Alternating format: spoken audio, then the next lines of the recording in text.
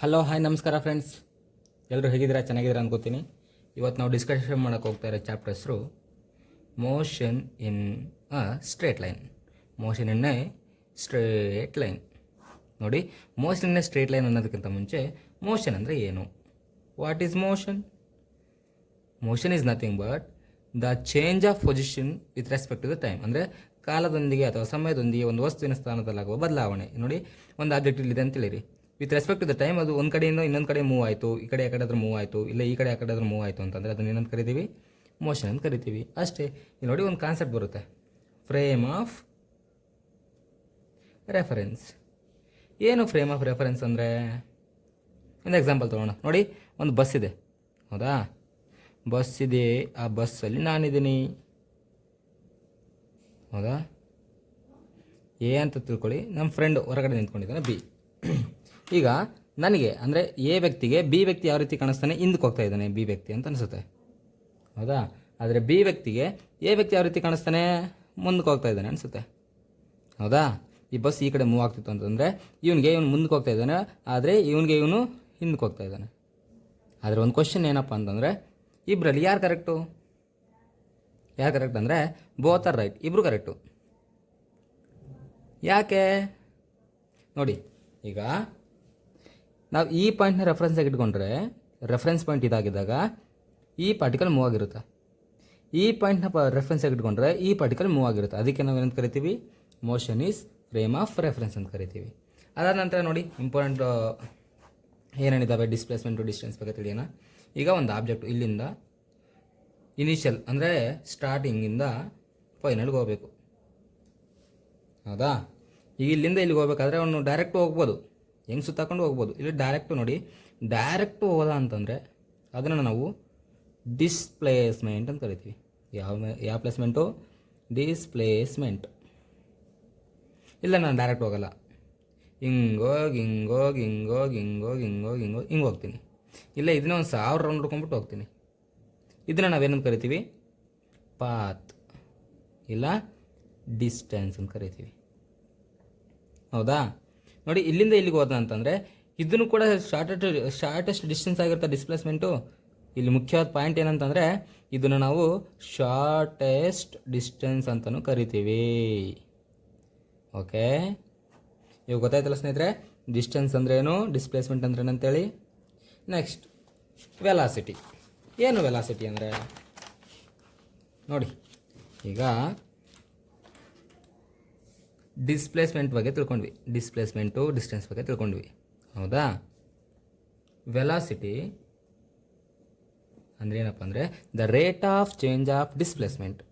Displacement ತಾನೆ, displacement ಅಂದರೆ D S ಅಂತ ತಗೊಳ್ಳಿ, ಅದನ್ನು S means displacement by D T, the rate of change of displacement with respect to the time.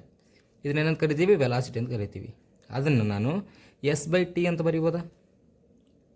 ಹೌದಾ? S by T is nothing but what? ಇದು X naught ಅಂದರೆ, ಇದು x1 ಅಂದರೆ final position minus initial position, x1 minus x0 divide by T. ಬರಿಬೋದಾ? ಬರಿಬೋದು. ಈಗ speed ಬಗ್ಗೆ ಮಾತಾಡೋಣ. ಸ್ಪೀಡ್ ಅಂದ್ರೇನು? ದ ಟೋಟಲ್ ಡಿಸ್ಟೆನ್ಸ್ ಟ್ರಾವೆಲ್ಡ್, ಅದು ಪಾತ್ ಏನಿರುತ್ತಲ್ಲ, total distance travelled divided by time taken, ಹೌದಾ? ಡಿಸ್ಟೆನ್ಸ್ನ ನೀನು ಡಿ ಅಂತ ತೊಗೊಳ್ಳಿ, ಇಲ್ಲ ವಾಯ್ ಅಂತ ತೊಗೊಳ್ಳಿ, ವಾಯ್ ಡಿವೈಡ್ ಬೈ ಟಿ ಆಗುತ್ತಾ? ಇಲ್ಲಿ ವಾಯ್ ಅಂದ್ರೇನು? Distance, right? ಈಗ ಡಿಸ್ಪ್ಲೇಸ್ಮೆಂಟಿಂದ ವೆಲಾಸಿಟಿ ಕಂಡುಹಿಡಿದ್ವಿ, ಹೌದಾ? ಅದೇ ರೀತಿ ಡಿಸ್ಟೆನ್ಸಿಂದ ಏನು ಕಂಡುಹಿಡಿದ್ವಿ? ಸ್ಪೀಡ್ ಕಂಡುಹಿಡಿದ್ವಿ. ನೋಡಿ, ಇದನ್ನು ನಾವು ವೆಕ್ಟರ್ ಕ್ವಾಂಟಿಟಿ ಅಂತ ಕರಿತೀವಿ. ವೆಕ್ಟರ್ ಅಂದ್ರೇನು ಅಂದರೆ ತಿಳ್ಕೊಳ್ಳೋಣ, ಒಂದು ನಿಮಿಷ ತಾಳಿ, ನಿಧಾನ ಯೋಚನೆ ಮಾಡಿ ತಿಳ್ಕೊಳ್ಳೋಣ. ಈಗ ಡಿಸ್ಟೆನ್ಸ್ ಅಂದರೆ ಇವನ್ನ ಸ್ಕೇಲರ್ ಕ್ವಾಂಟಿಟಿ ಅಂತ ಕರಿತೀವಿ, ಸ್ಕೇಲರ್ ಅಂತ ಕರಿತೀವಿ. ಏನು ವೆಕ್ಟರ್ ಮತ್ತು ಸ್ಕೇಲರ್ ಅಂದರೆ? ನೋಡಿ, ವೆಕ್ಟರ್ ಅಂದರೆ ನಾವು ಅದನ್ನು ಅಳತೆ ಮಾಡ್ಬೋದು, ಅಂದರೆ ಇಷ್ಟು ಮೀಟರ್ ಪರ್ ಸೆಕೆಂಡಲ್ಲಿ ಹೋಗ್ತಿದೆ ಅಂತಲೂ ಅಳತೆ ಮಾಡ್ಬೋದು. ಅಂದರೆ ಮ್ಯಾಗ್ನಿಟ್ಯೂಡ್ ಇಂಟು ಅದು ಯಾವ ಡೈರೆಕ್ಷನಲ್ಲಿ ಹೋಗ್ತಿದೆ ಅಂತ ಕೂಡ ಕಂಡುಹಿಡಿಬೋದು. ಅದನ್ನು ನಾವೇನಂತ ಕರಿತೀವಿ, ವೆಕ್ಟರ್ ಅಂತ ಕರಿತೀವಿ. ಅಂದರೆ ಮ್ಯಾಗ್ನಿಟ್ಯೂಡು ಇರುತ್ತೆ, ಡೈರೆಕ್ಷನ್ನು ಇರುತ್ತೆ. ಇನ್ನು ಡಿಸ್ಟೆನ್ಸ್ ಬಗ್ಗೆ ಮಾತಾಡೋಣ, ಅಂದರೆ ಸ್ಪೀಡ್ ಬಗ್ಗೆ ಮಾತಾಡೋಣ. ಸ್ಪೀಡ್ ಮತ್ತು ಡಿಸ್ಟೆನ್ಸ್ ಇವು ಸ್ಕೇಲರ್ ಕ್ವಾಂಟಿಟಿ. ಸ್ಕೇಲರ್ ಅಂದರೆ ಏನು? ಸ್ಕೇಲರ್ ಅಂದರೆ ಜಸ್ಟ್ ನಾವು ಎಷ್ಟು ಮೀಟರ್ ಪರ್ ಸೆಕೆಂಡಲ್ಲಿ ಹೋಗ್ತಿದೆ ಅಂತ ಮಾತ್ರ ಕಂಡುಹಿಡಿಬೋದು. ಅಂದರೆ ಮ್ಯಾಗ್ನಿಟ್ಯೂಡ್ ಅಷ್ಟೇ ಕಂಡುಹಿಡಿಬೋದು, ಡೈರೆಕ್ಷನ್ ಅದಕ್ಕೆ ಗೊತ್ತಿರಲ್ಲ. ಅದಕ್ಕೆ ನಾವೇನಂತ ಕರಿತೀವಿ, ಸ್ಕೇಲರ್ ಅಂತ ಕರಿತೀವಿ. ನೋಡಿ, ಈಗ ಡಿಸ್ಪ್ಲೇಸ್ಮೆಂಟಿಂದ ವೆಲಾಸಿಟಿ ಗೊತ್ತಾಯಿತು. ಅಂದರೆ the rate of change of displacement ಏನು? Velocity. The rate of change of velocity ಏನು? ಆಕ್ಸಲರೇಷನ್. ಆಕ್ಸಲರೇಷನ್ ಅರ್ಥ ಆಗ್ತಿದೆ ಅನ್ಕೋತೀನಿ ಸ್ನೇಹಿತರೆ. ನೋಡಿ, the rate of change of displacement velocity, the rate of change of velocity acceleration ಅಷ್ಟೇ. ಸೊ ಈಗ ಆಕ್ಸಲರೇಷನ್ನು, ವೆಲಾಸಿಟಿ, ಸ್ಪೀಡು ಮತ್ತು ಡಿಸ್ಪ್ಲೇಸ್ಮೆಂಟು, ಡಿಸ್ಟೆನ್ಸ್ ಬಗ್ಗೆ ನೀವು ತಿಳ್ಕೊಂಡ್ರೆ ಅನ್ಕೋತೀನಿ. ಇನ್ನೊಂದೇನಪ್ಪ ಅಂತಂದರೆ ಆವ್ರೇಜ್ ಸ್ಪೀಡು, ಇಲ್ಲ ಆವ್ರೇಜ್ ವೆಲಾಸಿಟಿ ತೊಗೊಳ್ಳಿ. ಆವ್ರೇಜ್ ವೆಲಾಸಿಟಿ, ಹೌದಾ? Next average speed. ನೋಡಿ, ಆವ್ರೇಜ್ ವೆಲಾಸಿಟಿ ಅಂದರೆ ಏನಂತಂದರೆ ನಮ್ಗೆ ಡಿಸ್ಪ್ಲೇಸ್ಮೆಂಟ್ ಏನಿರುತ್ತಲ್ಲ ಈ ಪೊಸಿಷನಿಂದ ಈ ಪೊಸಿಷನ್ಗೆ, ಅಂದರೆ change in position divided by total time taken. Change in position divided by total time taken. ಅಂದರೆ ಈ ಬಿಂದುವಿನಿಂದ ಈ ಬಿಂದಿಗೆ ಹೋಯ್ತಪ್ಪ ಒಂದು ಆಬ್ಜೆಕ್ಟು. ಗಾಡಿ ತೊಗೊಂಡು ನಾನೇ ಗಾಡಿ ತೊಗೊಂಡು ಈ ಬಿಂದುವಿನಿಂದ ಈ ಬಿಂದಿಗೆ ಹೋದೆ, ಅಂತ ಹೋಗ್ಬಿಟ್ಟೆ. ಆದರೆ ನಾನು ಯಾವ ಬಿಂದುವಿನಲ್ಲಿ ಎಂಡಾಗಿರ್ತೀನಲ್ಲ ಆ ಬಿಂದುವಿನಿಂದ ಈ ಬಿಂದುವಿಗೆ ಇರ್ತಕ್ಕಂಥ ಕರೆಕ್ಟ್ ಅಳತೆ, ನಿಖರವಾದ ಅಳತೆ ಡಿವೈಡೆಡ್ ಬೈ ಟೈಮು. ಇದೇನು? Average velocity. ಟೋಟಲ್ ಟೈಮ್, ಮತ್ತು ಟೈಮ್ ಅಲ್ಲ, ಟೋಟಲ್ ಟೈಮು. ಇನ್ನು ಆವ್ರೇಜ್ ಸ್ಪೀಡ್ ಅಂದ್ರೇನು? ಆವ್ರೇಜ್ ಸ್ಪೀಡ್ ಅಂದರೆ ಅವನು ಇಲ್ಲಿಂದ ಇಲ್ಲಿಗೆ ಹೋಗ್ಬೇಕಾದ್ರೆ ಎಷ್ಟು ರೌಂಡ್ ಹೊಡ್ಕೊಂಡು ಹೋಗಿರ್ತಾನೆ ನೋಡಿ, ಹೌದಾ? ಆ ರೌಂಡ್ ಎಷ್ಟು ಹೊಡ್ಕೊಂಡಿರ್ತಾನೆ ಅದು, ಅಂದರೆ ಟೋಟಲ್ ಡಿಸ್ಟೆನ್ಸ್